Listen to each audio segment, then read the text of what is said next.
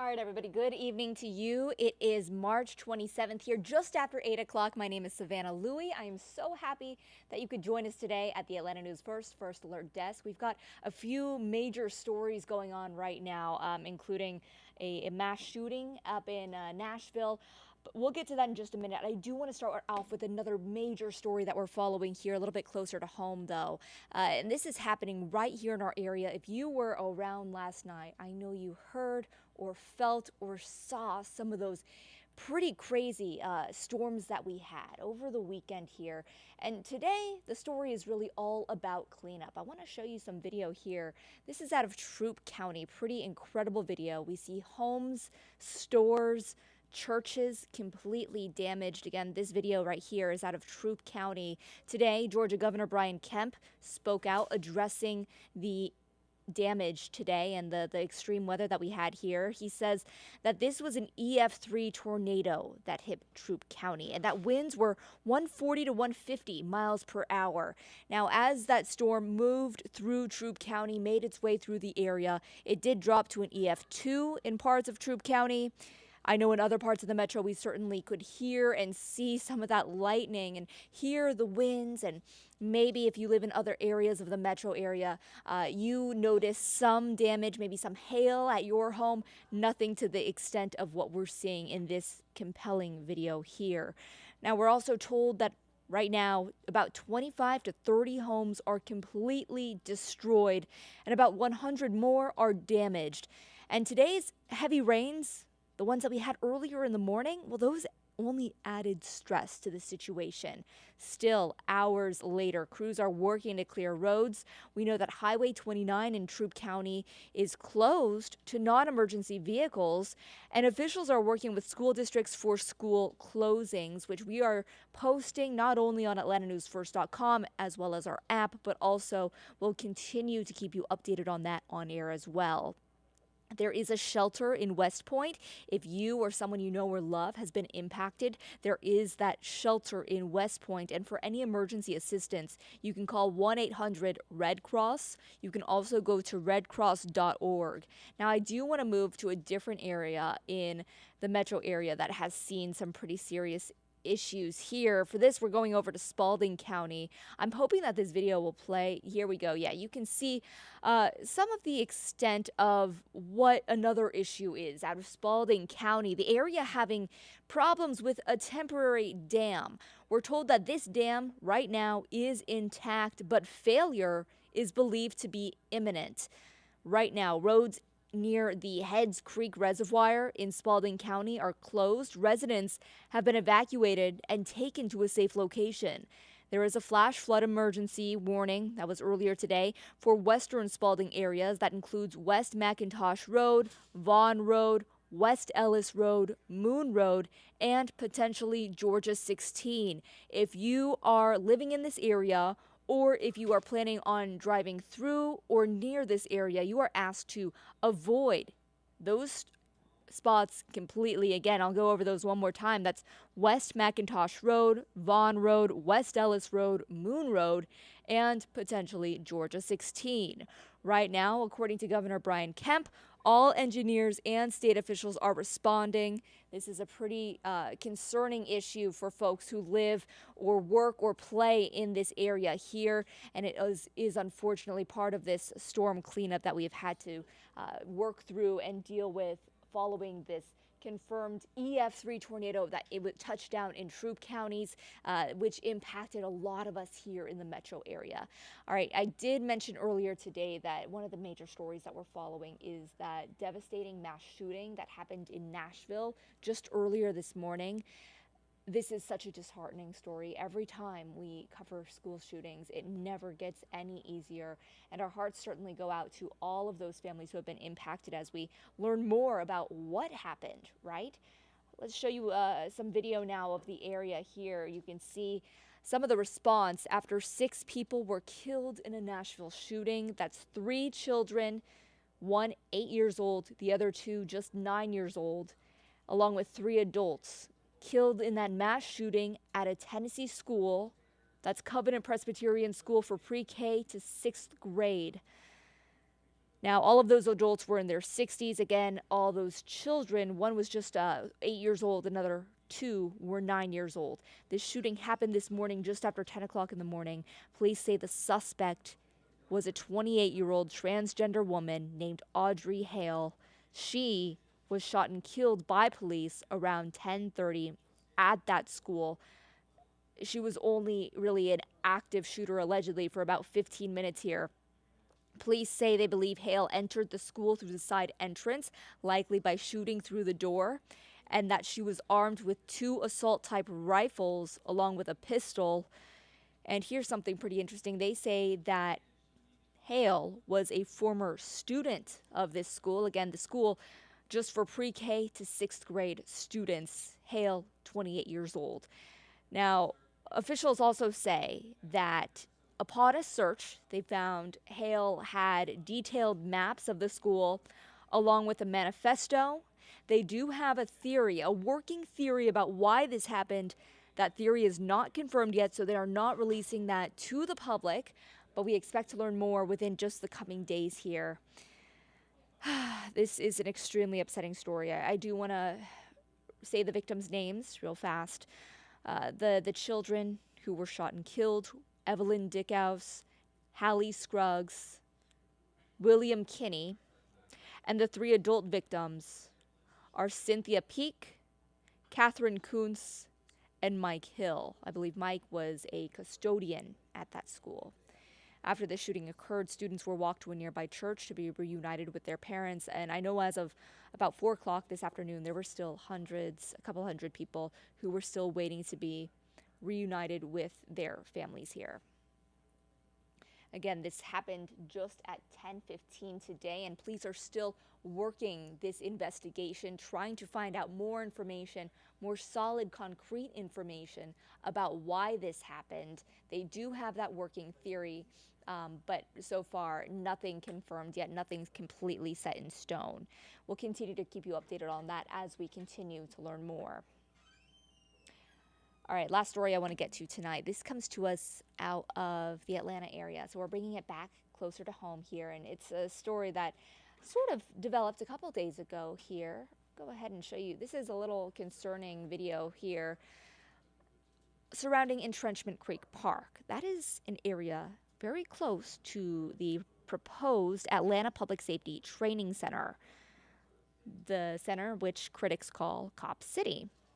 Well, a few days ago, there was a report that there were multiple concerning objects in Intrenchment Creek Park, which was previously open to the public.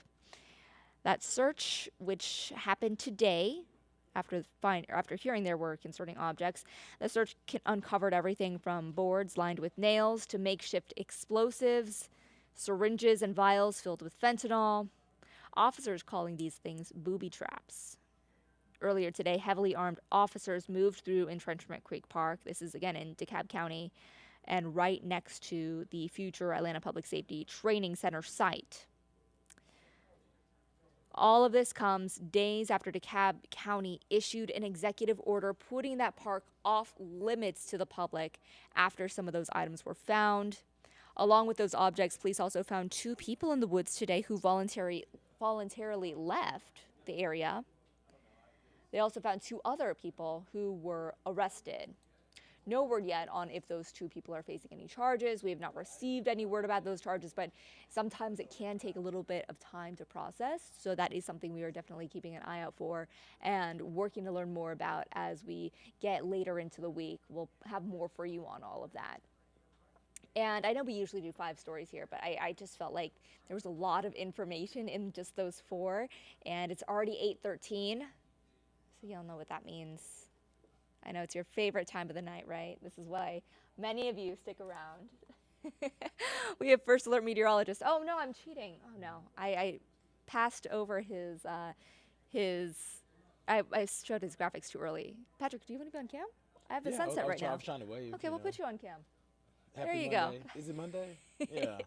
It's Monday, feeling like a Wednesday, I think, for a lot of us out there. It feels like a Wednesday. Yeah, been a long week, news-wise, weather-wise, and we're all looking for an opportunity to breathe a sigh of relief. And what better way to breathe a sigh of relief than what a beauty shot. Okay, you want Look to at our city. Look at this. Look at our city. Beautiful sunset. All right, Patrick, I'm going to go get my dinner now. I'll let you take the lead. Always a pleasure seeing that beautiful face of yours, though. I'm going to stand on your booster seat. No, a beautiful shot across the area after what's been a very turbulent last, let's say, 24 to 36 hours. It's been in waves, but thankfully we're on the other side of the hump. And from what we have learned so far, there doesn't appear to be any loss of life. So property destroyed by the storms, but so far folks have been spared. I want to go ahead and give you a look at what we can expect over the course of the next 5 days, and that forecast is looking pretty dry, which is good news to everybody down in Troup County that are trying to rebuild and find some sense of normalcy. That's going to take quite some time to come back by, but the more dry time we get, the more that cleaning process can get underway. And not to mention, we're dry through the rest of the work week, so looking pretty good. We are watching Saturday, because that's going to be our best chance of getting some rain. There's a cold front that's going to be sliding through the area. We haven't first alerted it yet because we want to continue to see the timing of it, because that timing is crucial. If all the rain moves in while you're asleep, no reason to really first alert it. So once we get a consensus on that hour-by-hour timeline, we may end up throwing a first alert there. Meanwhile, we're setting ourselves up for a pretty solid forecast for tomorrow. I do expect there to be some sunshine early in the morning, but clouds are going to quickly build in.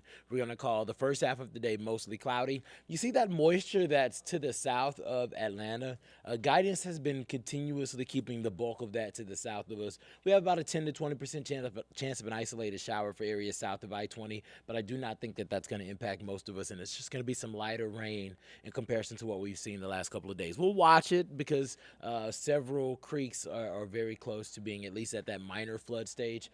So any rain is just going to be nuisance rain. It's going to be impactful. So we will be watching to see if any of those isolated cells lift further northward. But the good news here, it's just the rain potential, light rain potential. As we head into the afternoon, we'll see some breaks in the clouds, and that's going to be enough to help the atmosphere recover a little bit. So it's not going to be as warm as it was today, but we're still expecting a pretty nice afternoon. Numbers in the low to mid 50s as you're making your way into work. I think if you're on time and you want to roll down the window, I think it's going to feel pleasant enough for that wind to just, hit you in your face and act as your coolant. Heading into the afternoon, those numbers get into the low to mid 60s. I think it's actually going to be a good day. I know lots of you are gearing up for a marathon season because, I may not look like a marathon dude, but, in real life, I am a marathon guy, or at least a half marathon guy. I'm working on getting to the full marathon. Give me some time. I'll get there. But if you're training and you're looking to get out, it's going to be a pretty comfortable afternoon. And with those clouds out there, I think it's going to really make it a nice day. But the clouds are going to break through the late afternoon, and that's going to allow temperatures to get up towards 70 degrees. And we're going to slowly cool as we head into the evening hours. Now, after about 10 o'clock, the drop-off is going to happen pretty quick because we're going to lose the clouds, we're going to lose the sun, and it's going to get cold for some folks. We're talking about being near freezing in parts of the mountains. So do not be surprised if tomorrow morning, whenever you're tuning in before you go to work, and Ellen, Rodney, and Courtney are telling you that there's a frost advisory for some areas in extreme northeast Georgia for the potential for frost early on Wednesday morning, because that's a high possibility. I don't think the rest of us are going to be too concerned with it, but I just want to put that out there into the universe. It's going to be cold to start off your Wednesday morning. Then the numbers start to rebound as we head into the afternoon, and I do think that we get into the low to mid 60s. So we have us topping out around 65, 66 degrees at the airport, and then those numbers will cool back down heading into the overnight. Fast forward to the end of the work week, where we're going to start to see that rain chance build in late Friday evening into Saturday. Right now we have about a 20% chance of a shower Friday night, and then the bulk of that moisture looks to just slowly move in as we head into your Saturday. So I think there's going to be some spotty showers early Saturday as we get closer to around 12 o'clock is when that rain moves in. Notice how you saw those darker greens, and then now you're seeing lighter greens. Where the darker greens are, that's where more moisture is. So in theory, that means that the potential for a strong, heaviest rain is going to be north and west, and then we'll gradually start to lose some of that as we head into the afternoon. By 5, 6, we're drying out, clearing out. And we're still going to be left with a pretty solid second half of your Saturday, but I think that the sweet spot in the forecast is going to be Sunday. We're looking at a mix of sun and clouds with highs that are in the lower 70s, and then we're warming back up towards the mid 70s on Monday. So we like to take a full lens view of this 7-day forecast. And overall, I think it's a win. We just really have one day that we're concerned about some rain, maybe even a stray rumble of thunder. Otherwise, a little bit cooler tomorrow, but still hitting 70. The cooler start to your Wednesday with mild afternoon temperatures and then warming towards 80 by Friday.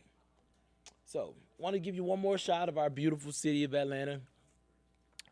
Clearing up, drying out after a pretty soggy, aggressive weekend. I'm going to leave you with the 7-day forecast so that you can make your plans for the weekend. I'm going to double check Facebook and YouTube because I know some of you are joining us. What's going on, Max? Not much. Yep, got your.